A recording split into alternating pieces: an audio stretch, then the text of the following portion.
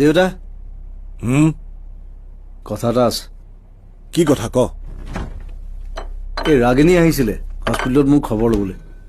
কোন ৰাগিনী? সেই যাক আপুনি অপমান কৰি খেদি পঠাইছিলে। তাৰ মানে ছোৱালীজনীয়ে তোক চব কথা লগালে গৈ। মোক ক'ব নালাগে, আমি সাংবাদিক মানুহ।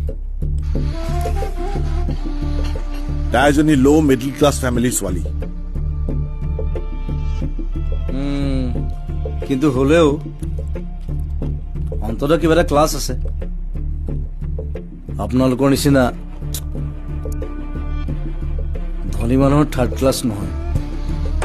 তাইৰ নিচিনা এজনী ছোৱালী মোৰ ঘৰত সোমোৱাই মই মোৰ প্ৰেষ্টিজ নষ্ট কৰিব নোৱাৰো। বাদ দিয়কহে আপোনাৰ প্ৰেষ্টিজ। মই তাইৰ শিৰত সেন্দুৰ পিন্ধাম, আপোনাৰ প্ৰেষ্টিজত মালা পিন্ধাবলৈ নাযাওঁ।